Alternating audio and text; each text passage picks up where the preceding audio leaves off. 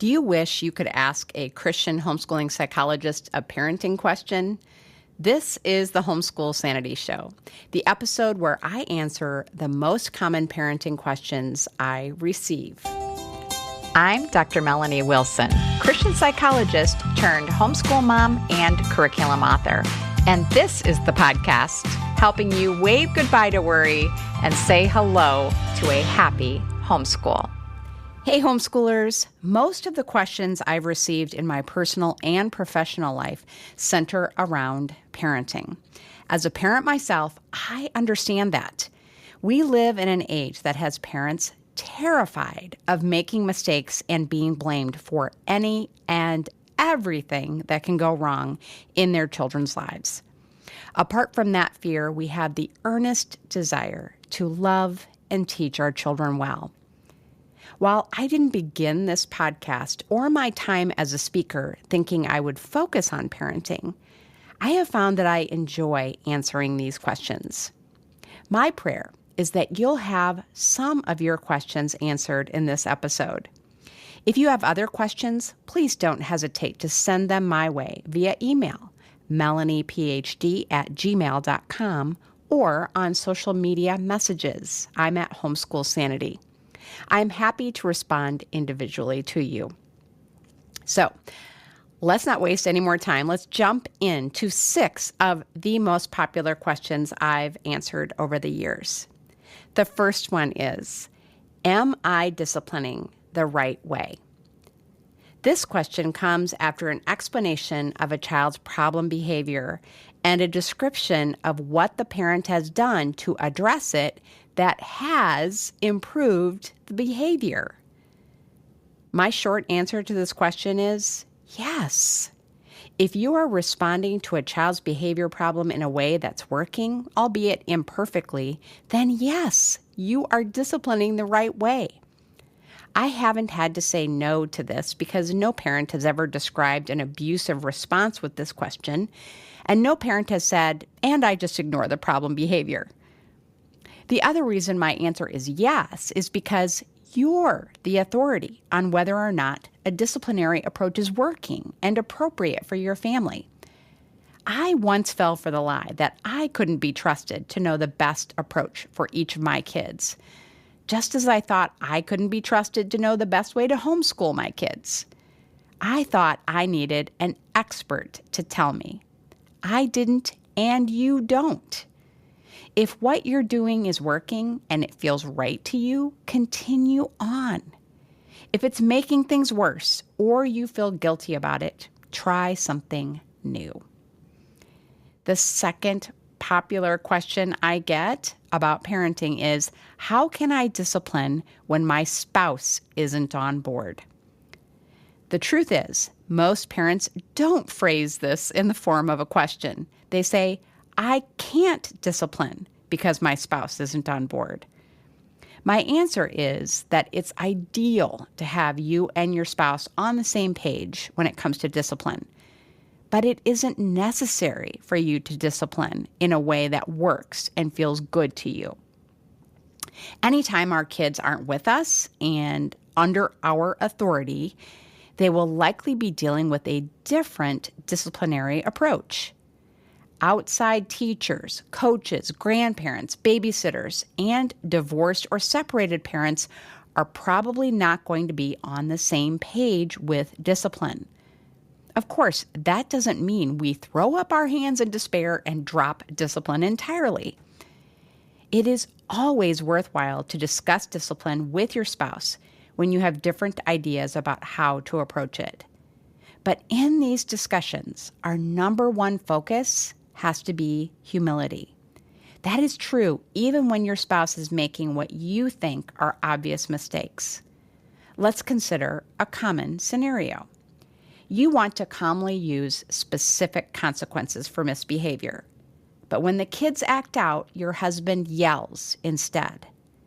Instead of lecturing your husband about the negative effects of yelling and his need for self-control, dig deeper during a quiet discussion.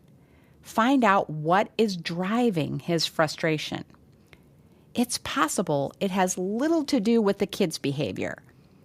Is it a desire for quiet when he gets home from work? Is it being met with a mess or dinner being delayed on a regular basis?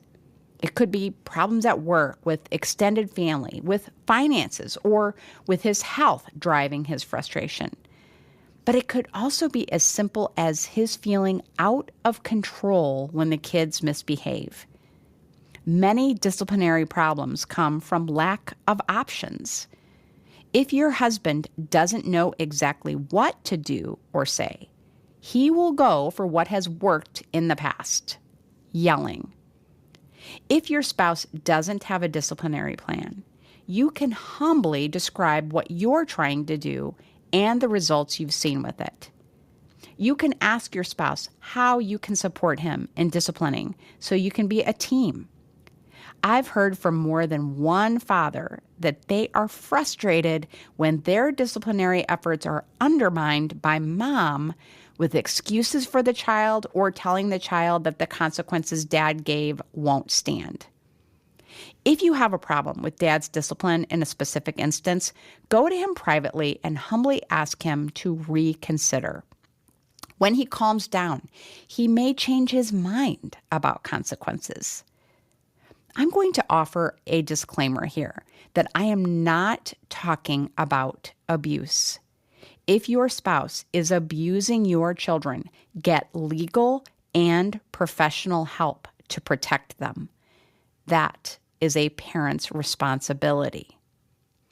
But apart from that, if your spouse still doesn't agree on discipline, carry on. You will do more to influence him by modeling your approach to discipline than debating him. And your children will benefit far more than if you give up on discipline completely. Question number 3 that I get very often from parents is, my child has special needs. How can I discipline? This is the hardest question I get because I don't know. I have given options that will work for most neurotypical children, but could backfire with some children on the spectrum. But even if I had an approach for kids on the spectrum, kids with ADHD, kids with sensory processing disorders, and more, your child would likely be unique. As much as I would like this to be easy, it's not. You're going to have to be a student of your child. Experiment. What works? What doesn't work? And what are the circumstances when things go well and when they don't? I have every confidence that you are the perfect person to find a disciplinary approach that's a good fit for your child. But there's a variation of this question that I want to address too. I get my child has OCD, ADD, and ODD, and I've taken them to all these specialists and nothing works. I can't discipline this child. I'm going to be straight with you on this one. I don't think that particular parent wants me to offer up a magic strategy because when I do give suggestions, I immediately hear why they won't work. I think this question comes from a place of frustration, exhaustion, and a fear of being blamed. There is no doubt that there are children who are very difficult to discipline. They have iron wills and don't seem to care about punishments. The run-of-the-mill strategies will not work. I have compassion for these parents, but I also know that it can get worse, much worse. If there is no discipline, this child, who likely already feels out of control, will believe that not even his parents can get him under control. Children see discipline as love, and all of them need it. When we withhold it, they feel unloved and will act out. My advice is to keep loving, keep disciplining, and keep studying your child. The book, The Defiant Child, is an excellent help as well. Consider professional help as an adjunct to what you're already doing. Question number 4 is, my child doesn't understand or agree with my plan or discipline. what do I do? My answer to this question is to imagine an adult authority asking this question. Would a police officer complain that people don't understand the law or agree that they should be ticketed, so there's nothing they can do? Would an IRS agent complain that people just don't understand or agree with the tax law and can't be audited and fined? No. We don't have to understand and agree to be under authority, and neither do our children. They just have to respect and obey. That doesn't mean that we don't explain our rules, particularly to older children. And it doesn't mean that we don't hear them out if they offer their opinion respectfully. But ultimately, we decide.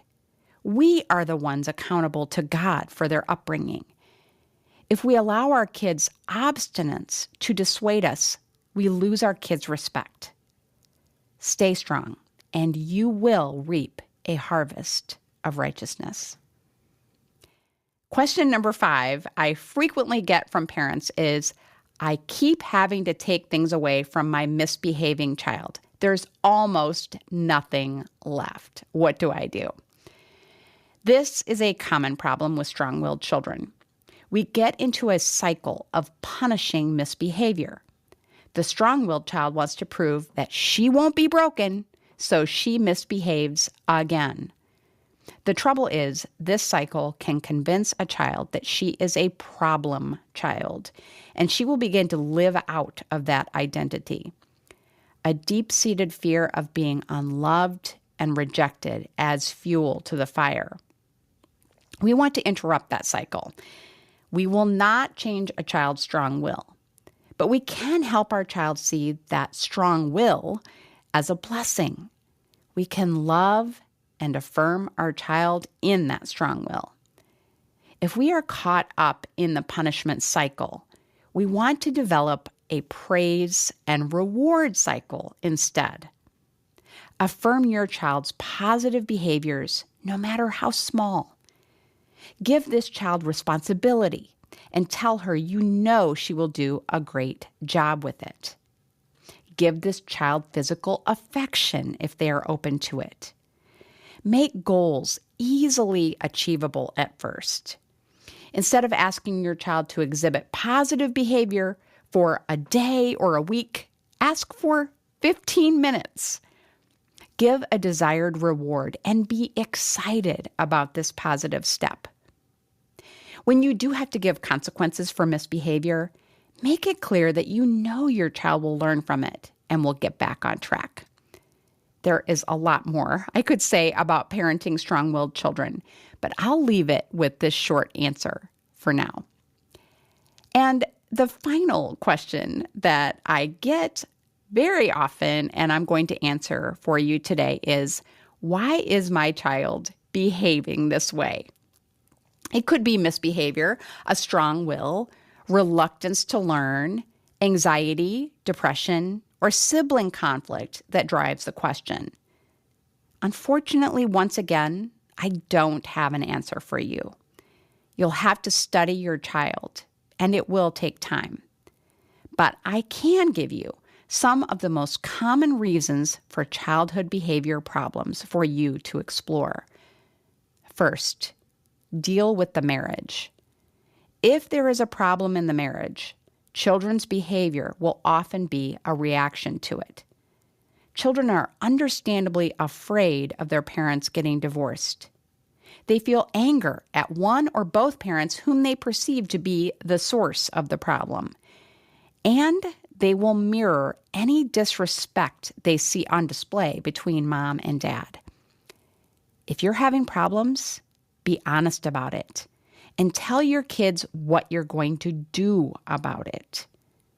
Denial of difficulties does more harm to a child's mental health than divorce, in my experience. As far as it depends on you, honor your spouse in your communication. Get help with or without your spouse. Second, deal with your own mental health. An anxious or depressed parent can prompt anxiety or hopelessness for their kids. Once again, what's most important is to be honest about what's happening. Don't deny it, and tell your kids what you're doing about it. Get professional help if self-help approaches haven't worked. I'm going to put a link for an episode I did on depression in the show notes. Third, be open to feedback about your parenting from others. Ask another homeschool mom or another trusted friend or family member who loves you what they notice about your parenting and your kids. This is incredibly challenging to do, but it may be the most valuable thing you can do if you're struggling. If you're brave enough to do it and what they say hits hard, take time to pray about it before deciding if it's legitimate or not. If you don't want to do this, consider parents you know who are struggling and what you see as the obvious problem and solution. They don't ask you and you don't tell them, or you dance around the issue. Alternatively, see a professional for family therapy. Fourth, consider a professional evaluation for your child. Undiagnosed physical or learning challenges can contribute to behavior problems. Children often choose to seem defiant rather than what they perceive as unintelligent. Getting a diagnosis may seem limiting for your child, but it can actually be liberating. You'll then have tools and support to help your kids maximize their potential. Even without a professional's help, you can seek to understand your child's beliefs. We all act in accordance with our beliefs.